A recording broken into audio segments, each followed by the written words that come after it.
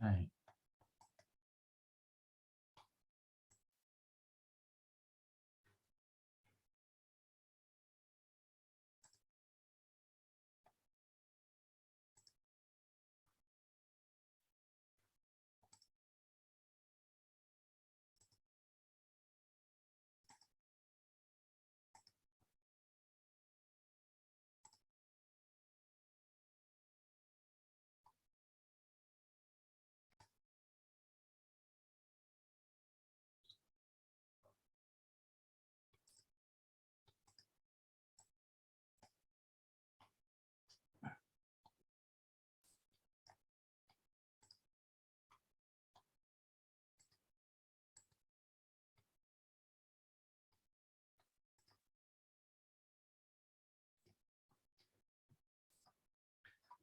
Hello, I'm Richard Rieser, and I'm going to talk to you about inclusive education before and after the COVID pandemic. My background is as a teacher, educator, consultant on inclusion, and I've been a disabled person all my life and campaigned for disabled people's rights.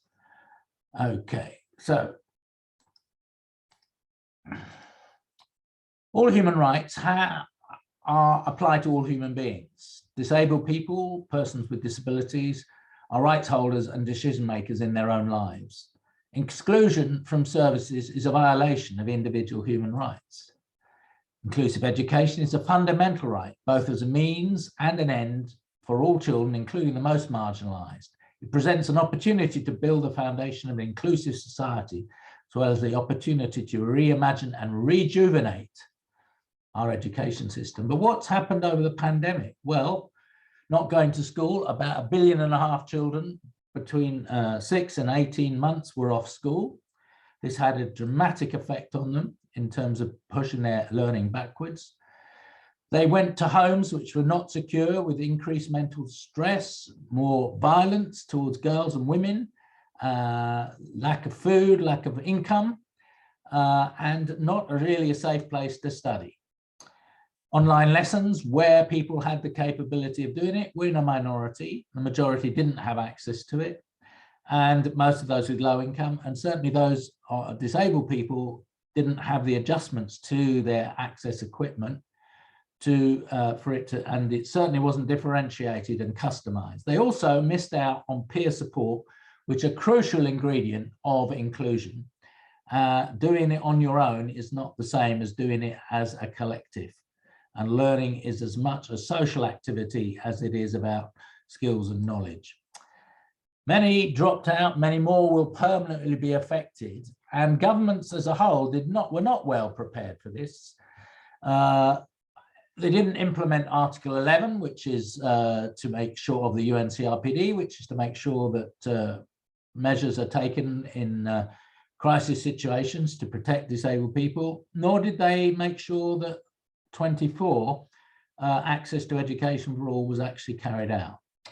So what is inclusion? Well, inclusive education, also called inclusion, is education that includes everyone, with disabled and non-disabled, including those with the label special educational needs, learning together in mainstream schools, colleges, universities, and is helped by an alliance of disabled people, parents, young people, their friends, disabled people, and professionals, teachers, psychologists, and others.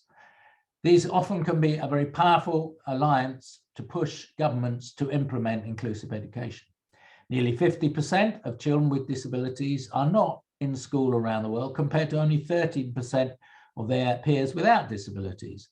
Robbed of their right to learn, children with disabilities are often denied the chance to take part in their communities, the workforce, and the decisions that affects them most, according to UNICEF.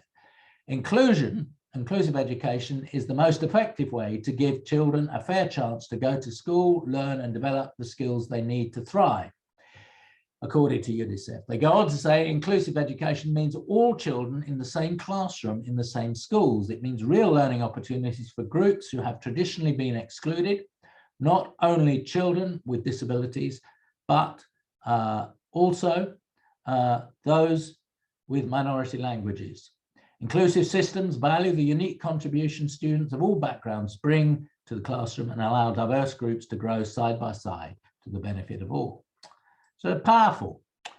So what is said then when the UNCRPD committee that oversees the UN Convention had a day of general comment and discussion to define what they meant more specifically by inclusion. They said, first of all, the right to inclusive education encompasses a transformation in culture, policies, practices, and in all formal and informal education environments to accommodate the differing requirements and identities of individual students, together with a commitment to remove barriers and prevent inclusion.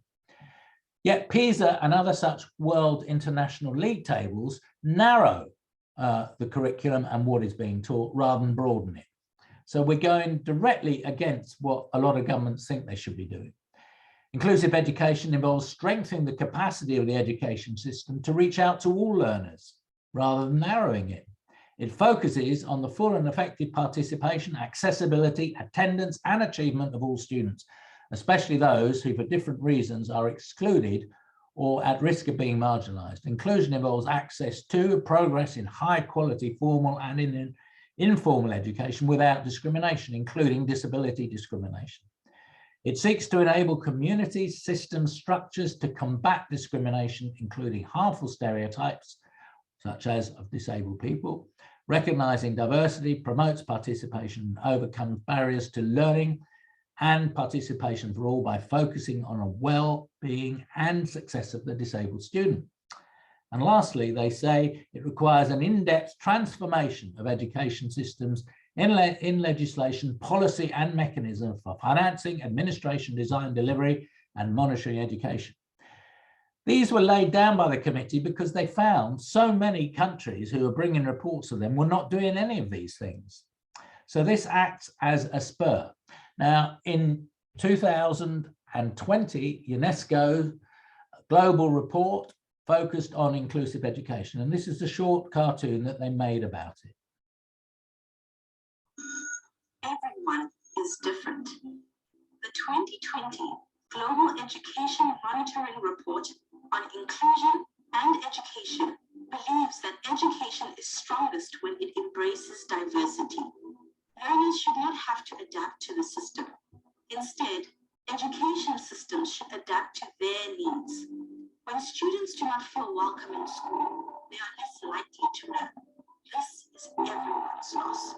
But rich and poor countries too often educate some children apart. Children who have a disability, have been displaced, speak a different language, or are poor and disadvantaged. School design may favor some students over others, as do many laws and policies. Teachers are often ill-equipped to cater for students' diverse needs. Children may not recognize the way they are portrayed in textbooks. Some may not see themselves there at all. They receive the message that they do not belong. Testing sometimes follows a narrow vision of education, and consequently, some students leave education earlier than they should. These are complex problems to solve, but a belief in the right to education is a belief in inclusion. Children have different learning schemes and needs. They need curricula that are flexible, creative, and relevant. How we prepare teachers matters. They must be given the tools and training to achieve our vision for reform. The resources we know can help the marginalized, educators, support staff, and equipment should be shared so that everyone can benefit. Better data on those left behind will help us reach them. Disadvantages often accumulate. We can't address inclusion one group at a time. Redressing these disadvantages requires funds. These must be equitable and target individual-specific needs. We must work together on these tasks across government ministries, from central to local authorities, with civil society supporting governments, and schools opening doors to the community.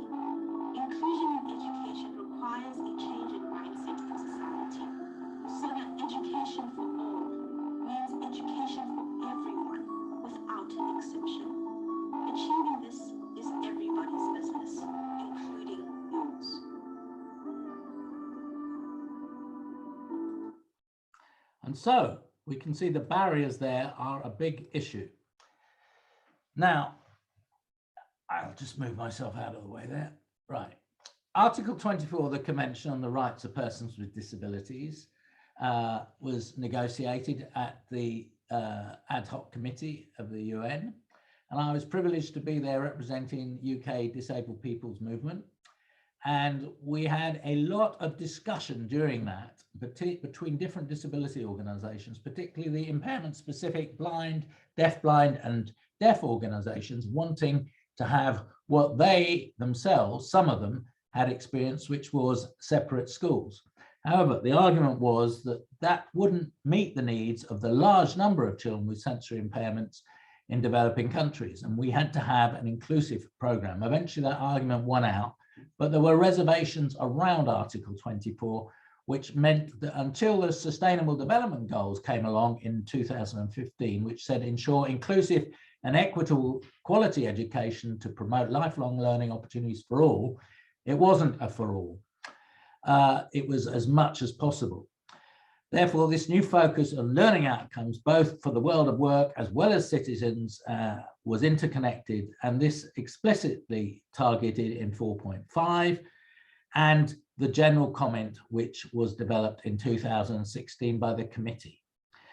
These are very important things to get a hold of, and I want to start by talking about early years, and here's a film about Dharavi, which is the largest slum in Asia, in Mumbai, and this is a film made by my friend at the Center for Inclusion in Mumbai, and let's have a look at it.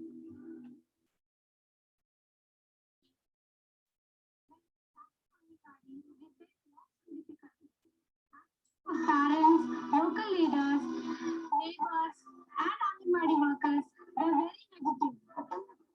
समाज में काफी बहुत है ऊपर बोझ है उनके पिछले कर्मों का फल है कुछ ना जाता है they did not believe that inclusion is possible. आपण मुलं नॉर्मल मुलं एकत्र कसे शिकू शकतात मला तरी शक्य वाटत नाही. मैं मेरे बच्चे को स्पेशल स्कूल में भेजूंगी.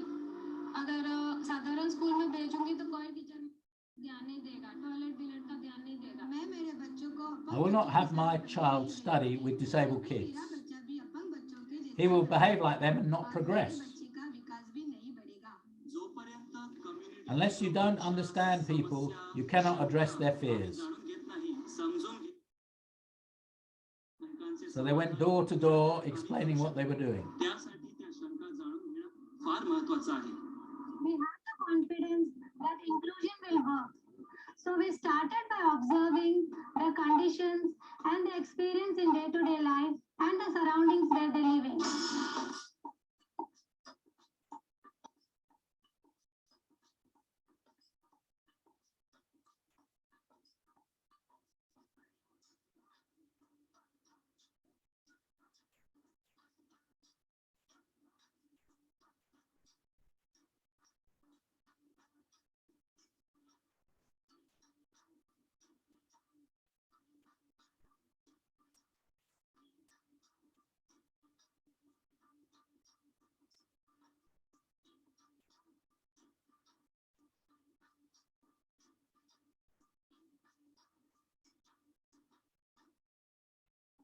Toileting is not a problem.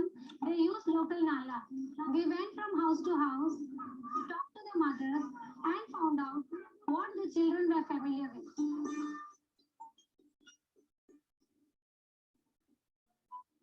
We got our Anganwadi workers to make teaching aids what we saw in the community, and they came with many ideas.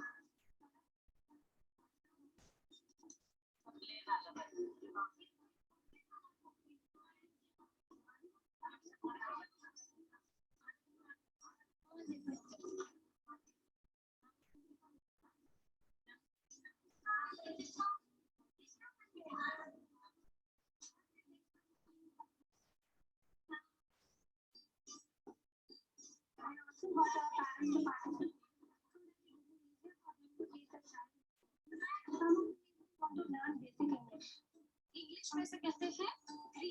सब कहिए साथ में ग्री. When we first told the Anganwadi workers that they are going to teach normal and disabled together, this is How do we teach disabled kids? How do we adjust to their needs? How does one handle disabled kids? How to manage the disabled child in the class through feeding, minding, and behavior techniques. This is side by side.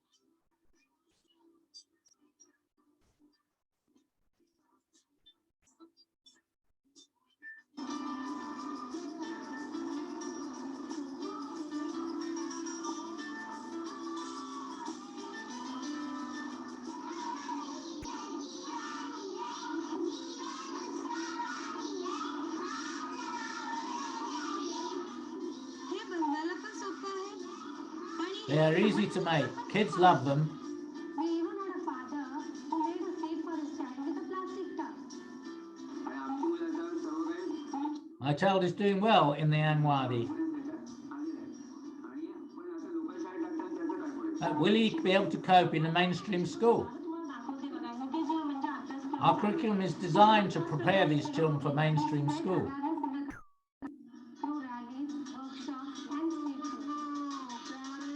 It's the street theatre.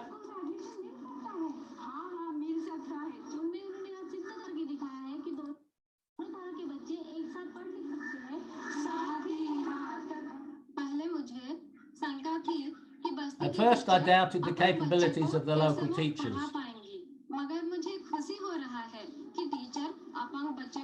But their success with disabled kids is now quite obvious. Now that I have trained, I find it easy.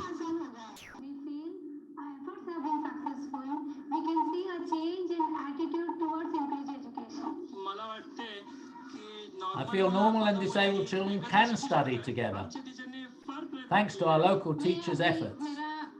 I send my child to a normal school. My child is well looked after. I am sending my child to learn with disabled kids, and I see that he is progressing well. If it can happen in Dharavi, it can happen anywhere.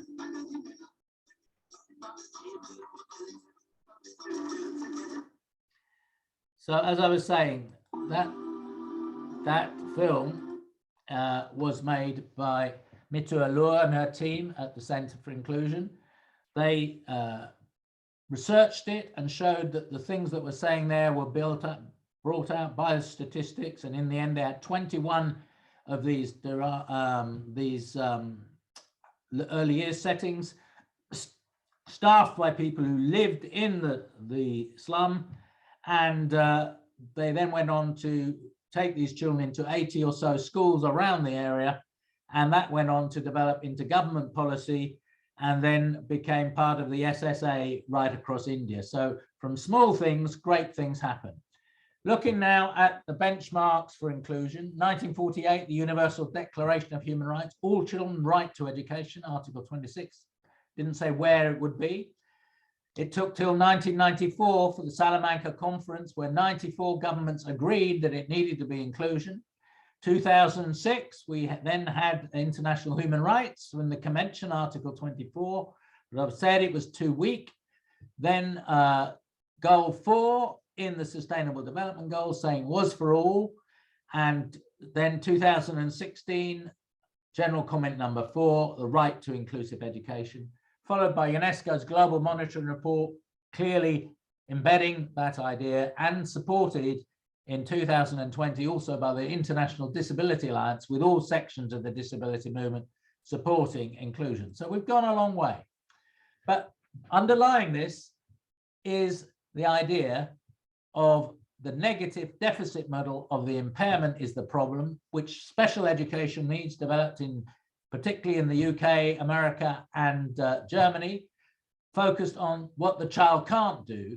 And then you build to focus on the deficit with social workers, surgeons, special schools, education psychologists, training centres, sheltered workshops, benefits agencies, occupational therapists, speech therapists, GPs, doctors, all focusing on what the child can't do. And this really leads to the deficit model and to the child's people having low expectations, and the child does not really progress very much.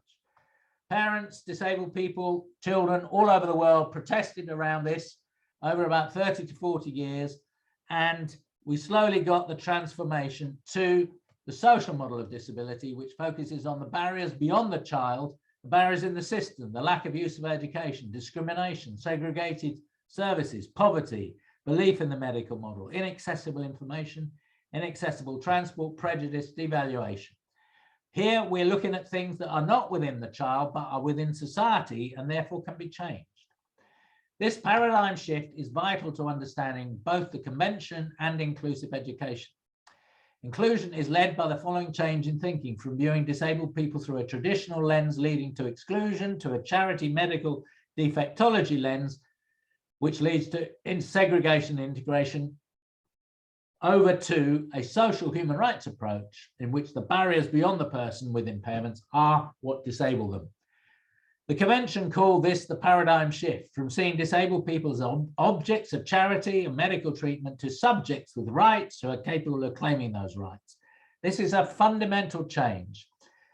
And in UNCRPD Article 24, we see the right to inclusive education for all. Nobody should be excluded, there should be no reservations to withdraw children from comprehensive, coordinated policy of inclusive education, and strengthen measures to monitoring enrolment and adopt and implement a coherent policy, and provide reasonable accommodations and support, and make sure that there are disabled teachers being trained to be part of this. I said it said to the maximum possible, so that wasn't for all.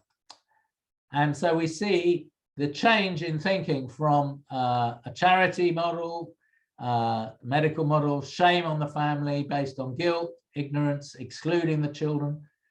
What can't the child do? Segregation, institutionalization, supported by minor adjustments, but still having to fit into the mainstream, still integration, or a shift to barriers identified, solutions found, barriers of attitude, environment, organizations seen as disabling are removed to the maximum extent.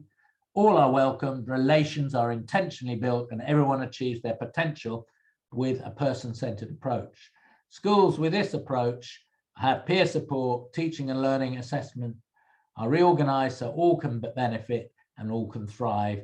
And the focus is on what you can do rather than what you can't do. We can put this into a graphic with those here on excluded, are not in the system, are out, perhaps those 47% that we identified, no, sorry, 53% we identified not in school. Then they can go to be the square pegs in a separate school system, if we can afford to run 2 school systems. They can't be the round pegs, or the square pegs can be attached to being near the round pegs, but not in the same place. Or we have integration where we try and shape the square pegs to fit the round holes, which usually doesn't work because it is at a great cost to the child. Or we can go to full inclusion where all shapes and sizes are fitted in and supported in the mainstream. So there in more detail is what that means. And I'm not going to go through all of that now, but if you get this PowerPoint, you can look at it in more detail. But basically it leads on. So to explain this, I think there's a little film from Australia where it explains these three ways of thinking about this.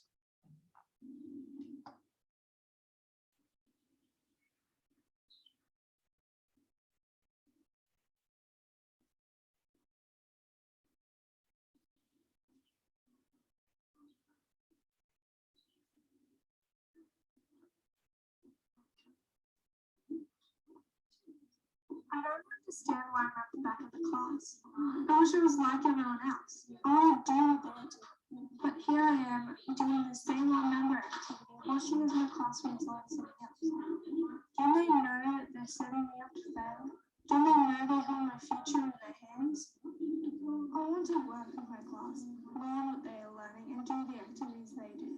But here I am, stuck at the back, limited by low expectations. Having a one-on-one teacher, it just teaches me to rely on them, and means I get less attention from the teacher. I'm not included in the classroom. I am in the same room, segregated from my peers, set to side or back, working on different things in the scenario. I won't be free to learn with my peers, reach my full potential, and be seen to be like everyone else. I need something to change.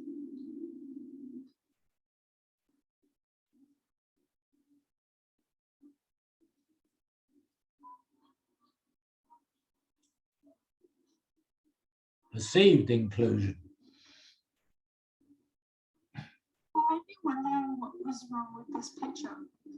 I am in the classroom with my peers, sitting in my seat, learning the same things as everyone else. You may think this is inclusion, but it's not. I am stifled, limited, and held back from reaching my full potential. Though I love my teacher aide, I don't get to think for myself. In fact, a lot of the time, my teacher aide does it for me, even whispering the answer in my ear when I already know it. The more she is with me, the more I realize that there is no point in me thinking for myself because she will give me the answer anyway. I'm sure there are other kids who also need her help. Does she need to be with me? Can't she help others? Surely if I need help, I can put my hand up and ask my teacher like my friends do. My friends and classmates want to help me, but by having someone right next to me, they can't. I need to learn from my peers, be able to do good work and be challenged. I want to be allowed to fail or succeed and learn from it. I need something to change.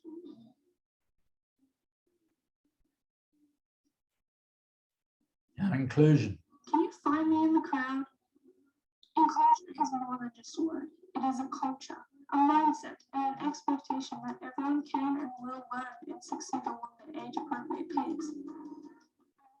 Challenging to include me in the learning, as sometimes it might require extra resources and information. But giving me space to learn from my teacher and peers is the best way to challenge me and allow me to grow. I want to learn the same things as my classmates, and I want teachers to have the same expectations of me as my friends. Learning may to be modified, but still want the opportunity to show what I can do, not focus on what I can't. Same student and watch me flourish. I will rise to the challenge of expectations you set for me. Are you ready to really include me? Some wise words there from a young person. Now, so we can go on in the way we've been going on with the Western model from Europe and North America being exported with this continuum of provision where the rarer the condition, the more children are separated, disappear between the line of visibility, fitting these different shapes into the best provision for them. Or we can change that so that we move away from seeing the impairment as the focus and then fitting the child in, so that we can instead go for a constellation of services. So whatever services there are out there to meet the needs of the child, and these will vary depending on the economic base of the country, are organized around the child and teacher in the school, that the full service school becomes the center of delivering this. So develop child-centered approaches, teachers are trained in inclusion, building and learning, Materials accessible, specialist advice and support, curriculum flexible, peer support, community educated for inclusion. Special schools become resource centered. I mean really resource centered. I have visited special schools that say they're resource centers, but are still taking in more children and are really not doing what they're meant to do. We can easily use a simple tool here. It's the barriers that disable. So let's look what the barriers are. You can write these on bricks and build a little wall with blue tack on the wall, get everyone in the training, children, staff, parents, whatever. What are the barriers? Fear of difference, negative attitudes, inflexible curriculum, lack of training, inaccessible information communications, denial of admission, inaccessible building and transport, lack of knowledge, bullying and name calling. Now, all of these, you will notice, are beyond the child and therefore are things that we can change. So you can give out the bricks to everyone, and this is giving you more of how you would do it. And you can divide it up by different impairment groups to make sure nobody is missed out. And then when you give out the bricks, give them to everybody, you'll find there are very few different barriers, and they can come up with the solutions to what the barriers are. And from those solution cards, you can develop a school development plan using largely the resources the school already has. It's just changing the organizational, attitudinal, and environmental barriers that exist. So how well are we doing across the Commonwealth? Malaysia is part of the Commonwealth. So 14 out of 53 countries have been to the UNCRPD reporting system before the pandemic. This is perhaps an indicator the implementation of UNCP is not happening very much in the Commonwealth. All of the other than 14 developed and developing countries are criticized for persistent segregation in special schools and for 6 for enhanced segregation. This is when they're meant to be getting rid of segregation.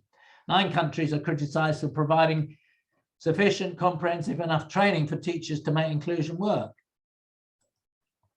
7 countries are criticized for lack of reasonable adjustments that are meant to be implemented from the date of ratification. And we're now talking about 51 countries in the Commonwealth have ratified, 164 around the world. So let's see. 7 countries failure to address barriers. 5 countries criticized for providing insufficient budget.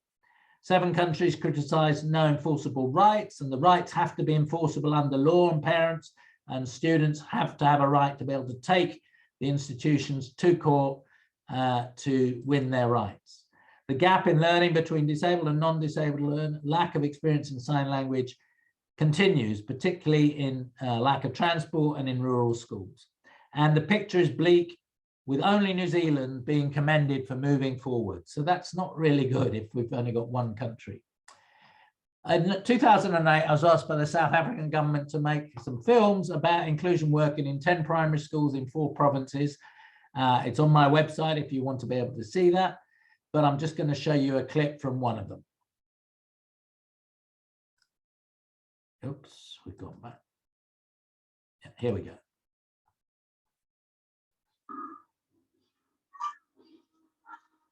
Ebhotwe Primary serves the township of Mumbai in the Old Transkei. It is an area of high unemployment and poverty. The school works with many different individuals and organizations through its school-based support team to meet the needs of disabled and disadvantaged learners. And sprawling shepherd houses or squatter camps found in the area, where about half of school ratio is learners who are from these squatter camps. Some are some are orphans. The school nutrition program ensures that children here get food and drinks each day. The school works with voluntary organizations such as Rehab, and some children at Ebhotwe receive support from the Nelson Mandela Children's Fund. Ebhotwe is a full-service school supporting many learners with learning difficulties, and staff are dedicated to working inclusively. By bringing those children with problems, it helps them not to feel discriminated they feel as the part of the community, not as it was done before when they were kept at home. The parents felt shy about them. Now, with this inclusive education, they feel as the part of the community. Ms. Julke is a member of the school-based support team. The team also includes the principal, other teachers, and members of the community. The team advises staff on support strategies for any child who is experiencing difficulties. We've got a police in our institutional learner support team. We've got a nurse there. Also, we've got an occupational therapist, a member of Disabled People of South Africa.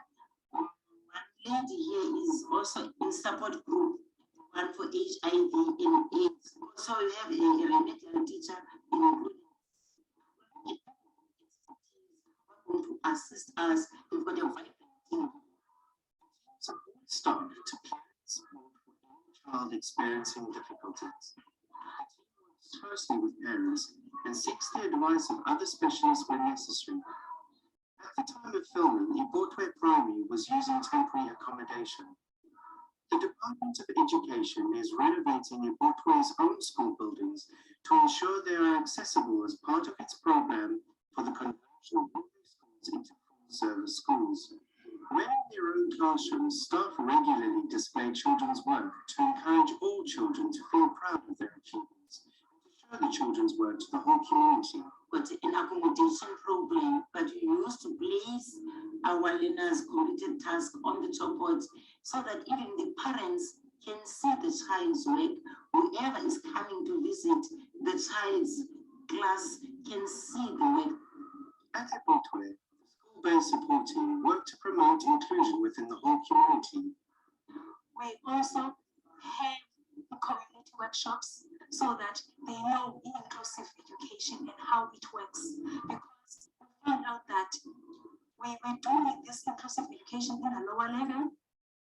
So we need to be doing it to reach out into the community, and those school-based support groups are a really good model where a group of people who generally volunteer in the school help their colleagues to come up with inclusive solutions to the issues of including all of their students. So some of the policy challenges to implement inclusion: introduce primary legislation guaranteeing inclusion. Lots of countries still haven't done that. Flexible national curriculum. It must be flexible, not dominated by league tables like PISA, but allowing people to progress at different levels. Primary education being free to all, sufficient school places and teachers. And in many countries, particularly in sub-Saharan Africa, that's a real issue. Pupil and Southeast Asia, pupil-centered pedagogy, flexible assessment systems, specialist teachers to support the mainstream, best usually based at a district support center, which isn't teaching children, but is providing support for teachers, and peripatetic teachers go out to a whole range of schools. And if they're given a motorbike or a car, they can go to a much wider range of schools. Sufficient capital for school building and modification, and indeed for the community to help to adjust and adapt those schools. Media and public awareness campaigns to establish a rights-based approach to disability are some of the things that need to happen. At the district level, well, that was national. Ensure all disabled children are identified and enrolled in the local school, make the school accessible. So this often means linking up with community rehabilitation workers, medical and social workers to make sure all children are identified, go door to door. Use the children's questionnaire from the Washington group to make sure that all children are identified who might be disabled. To support learning use people within the community who have completed elementary education, they can become support workers in the school.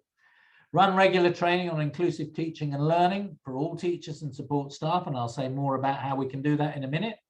Run regular training on inclusive education for parents, disabled advocates, community leaders, and train local unemployed people to build and adapt accessible school environments, providing therefore the tools and the materials, and they can do the rest. Support parents to empower their disabled children and their peers as well, So it needs to be part of the curriculum and share best practice with the sorts of films that we've been seeing.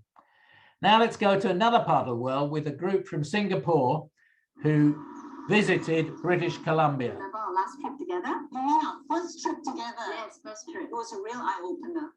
We saw how they included children with special needs. Hold on. In case they do not know what we are talking about, let's pause for a minute. We're Jackie and Zulu, two leaders from early childhood education and social services from Singapore.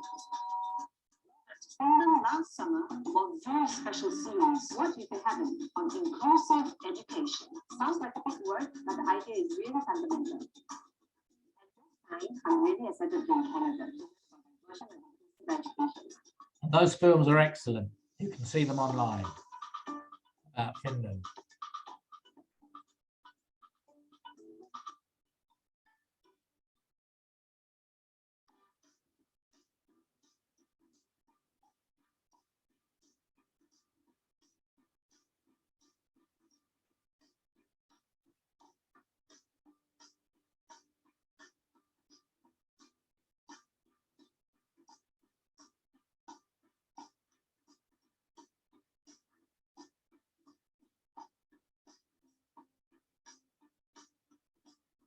Tell us a little bit more about your school. I notice all these signs around that say all are welcome. We have an assembly about all are welcome, meaning no matter how we look like and what we do to express ourselves, we all are welcome here in the school together.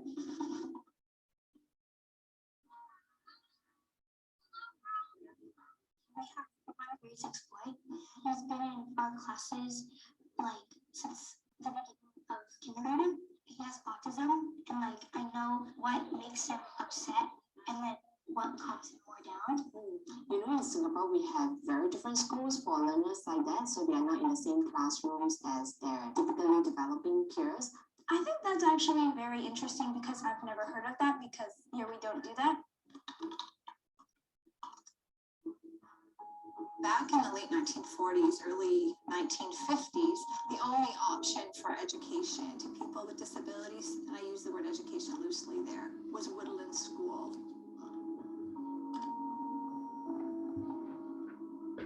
In the 1950s, 7 family groups gathered, and their primary motivation at that time was having their loved ones come out of Woodland School to receive education in their neighborhoods. As the families' expectations for the people that they love shifted, and we were able to drive similar policy shifts here in British Columbia. From that point on, the journey of deinstitutionalization began, really picked up steam in about the 1970s and 80s. It was still in a very segregated model at that time. But at least that environment was nestled within the community rather in a separate institution.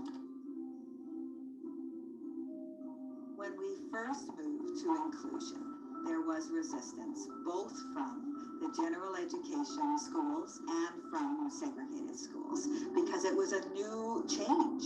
So we didn't move everybody all at once. We worked with those people who really wanted it, and then gradually shrunk our special education school until it was closed completely.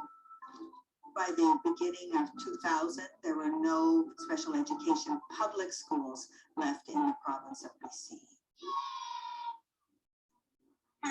Yeah.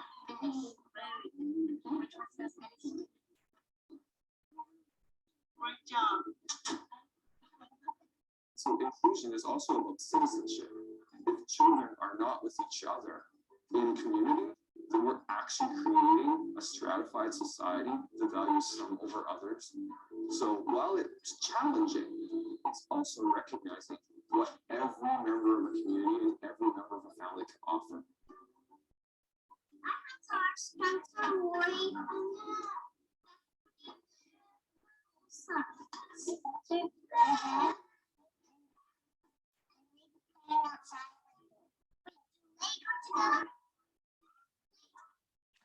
So, signs of what's possible, and it's really quite important to understand that the results for looking at these school systems all around the world shows that children in mainstream schools with significant needs do much better, but also that the non-disabled kids do as well, and in some cases much better than they would have done, because they have to do peer tutoring and peer support and learn about the other children. So how do we train teachers about all of this? Well, I did some work for UNICEF in 2013, preparing teachers for disabled children, it was called. And we did a literature survey, we did a survey of teachers around the world, and we came up with this twin track approach. First of all, in training teachers both on the job and before they start, they need to be taught about equality and valuing difference, identifying barriers, solutions, as we've already talked about, differentiation and flexible curriculum assessment, collaborative learning and peer support, anti-bias curriculum, anti-sexism, anti-racism, anti-disablism, etc. Stimulating an interesting multi-sensory learning environment, which all children benefit from. Child-centered pedagogy, creative with reflective teachers, which again all children benefit from. Quality education requiring rigor, effort for each child to achieve their potential. Not a normative approach, but one for each child. Then we also, in order to meet the needs of the UNCRPD and the need to make adjustments, we need to be able to deal with the particular needs for each range of impairments. So for blind and visually impaired children, teachers need to learn a bit about Braille, tactile maps, tape recordings, mobility training, large print, magnification, auditory environments, and so on. They need to learn about deaf-blind language, interpreters, tactile environments. They need to learn hearing and deaf, so understanding of sign language. They probably won't be able to be competent in that, but oral and finger spelling, hearing aids, visual environments. They need to learn about physical impairment, infrastructure changes, furniture, toileting, prostheses, medication, personal assistance, diet, transport. They need to learn specific learning difficulty, a large group of children with dyslexia, dyspraxia, and so on, and dyscalculia. The sort of adjustments you can make, colored overlays, background, easy reading, repetition, tapes and text to talk, spell checkers, concrete objects. They need to learn about speech and language, another large group, facilitated communication, augmented communication, using switches, using IT equipment, talkers, information and grids, and they need to learn about general cognitive impairment, pictograms, small steps, curriculum, repetition, easy read, scaffolding, Makaton, symbols, information grids, concrete objects, mental health, counseling, personal support, differentiated behavior policies, empathy, quiet, chill out spaces, circles of friends, differentiated behavior policies and structured days. And let's not forget that the behavior and mental health is largely due to either environmental factors or in-child impairments such as ADHD, autism, and so on. And therefore, it's a big and growing area that teachers need to be equipped to use. And they all need to be able to use basic screening and identification tools and adjustments for the mainstream. So this is what people should be being taught all around the world. And how can they be taught it? Well, they can be taught it in initial or pre-service twin track training, college-based 2 or 3 years. Lecturers need skills and knowledge and understanding to do that. So we need to train the trainers. Students need practicum, i.e. you need to put these things into practice in schools. It's no good just learning it theoretically. It needs to be school-based, need school-based mentors, which needs to have a variety of children. Distant learning can help, but it won't do it on its own, but using films such as we've been using helps a lot. And then there can be taught courses, in-service continuing professional development, whole school staff training, all teaching staff and support staff. Withdrawal for selected teachers to cascade has proved not to be as effective. Training all the staff together is by far the best, and giving them some sort of accreditation, which will lead to a pay uplift if they qualify. Focusing on, so you can do it by having someone from a university or somewhere else coming in the morning, observing some things in the class, and then discussing with the whole staff team one afternoon a week what the things are and how they might solution focus them, to getting them into the idea of collective solutions. The leadership team needs to also be trained to lead this, to understand inclusion, both those who lead the schools and colleges, but also those in the district. Resource teachers need trained in both tracks at a deeper level, and to be able to push that out there so that children can be supported where they need it. Say a child needs to learn Braille or sign language, there are teachers in the district who can provide that. So if we do all of these things, teachers need decent salaries and conditions, incentives to complete additional training for inclusion and for development to hard to reach areas. So extra payments sometimes I think are necessary. We need to do all these things, not leaving teachers to do as they want, but actually making sure the system works for the children. The last film I want to show you is one based on a British school, Emersons Green outside Bristol, which is an inclusive school, and there are many more of these on my website, but let's have a look at this one.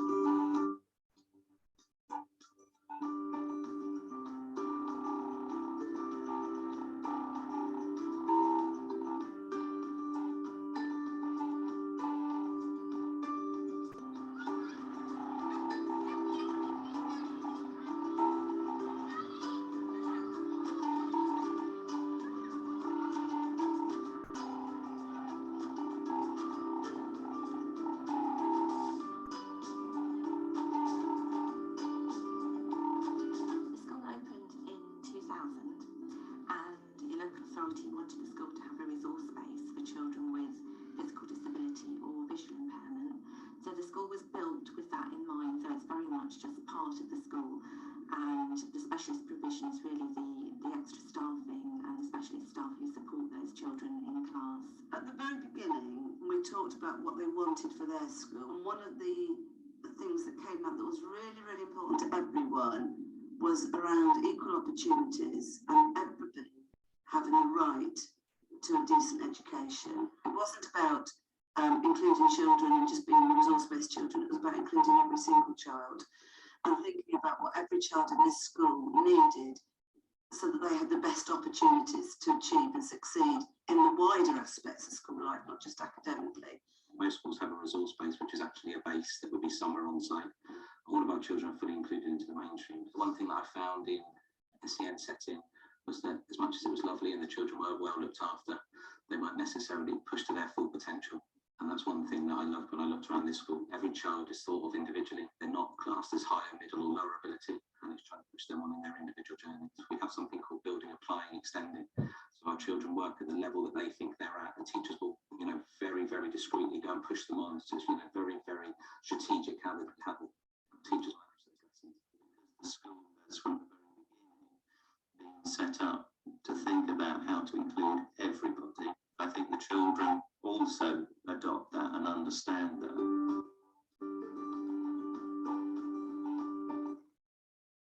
I think it's a really supportive place to work, and I think that inclusion doesn't just apply to the children. I think it's the whole staff as well, that it's very supportive and people look out for each other, people problem solve together.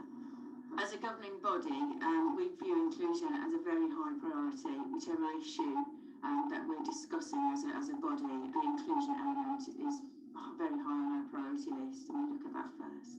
All the major school events, things like whole school trips, individual class trips, residential trips, they're just planned from the outset so that everyone can be involved and included. I would say that having that approach and giving that amount of thought and planning to what you do benefits every single child in the school.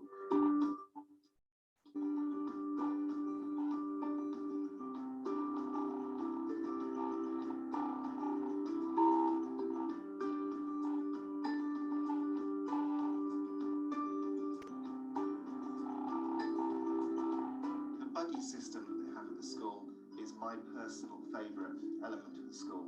It works fantastically, and each of those children and his class collectively, they know that there is a difference, but there is no issue with that difference. Ralph is doing exceptionally well at this school, and I think for his buddies as well, it helps them. They're gaining all sorts of responsibilities. So I think the buddy system, I'm an absolute champion for. It's fantastic. So they'll volunteer to be the buddy, have that little bit of training, just to understand, again, it's how much to do, when to step back. There can be a buddy and a learning partner, so every child will have a learning partner in different curriculum areas. Okay, so how do we develop inclusion in low-income countries? Well, it's the same thing, but we do it within the resources that we've got. The key is attitude. All belong, all are welcome.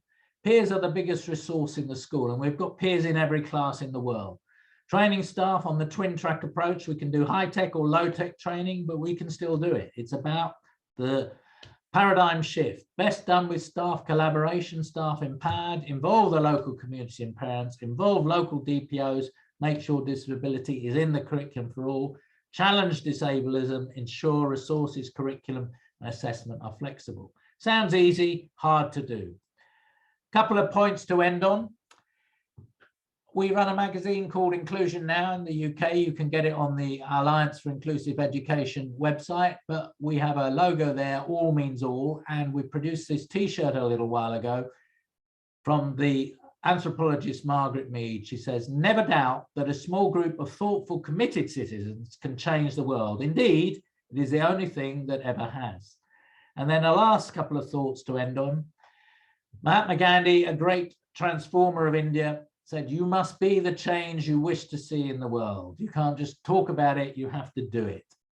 And Diane Rischler, past president of Inclusion International, which represents families with children with learning difficulties who very strongly argue for inclusion, says, inclusion is not a strategy to help people fit into the system and structures which exist in our societies. It is about transforming those systems and structures to make it better for everyone. Inclusion is about creating a better world for everyone. And a thought from me to end. We've just had COP26, and clearly sustainability is going to be crucial.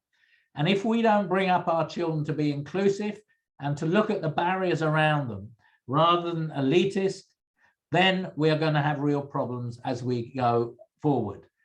They need to be able to be collaborative, to make decisions and solutions collaboratively, to live within the environmental means that we've got to coexist.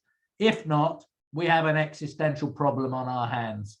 So inclusion is not just a route for including disabled kids, it's a way of educating all to be much more humanistic and to take account of each other's needs. And I commend it to you, and I thank you very much.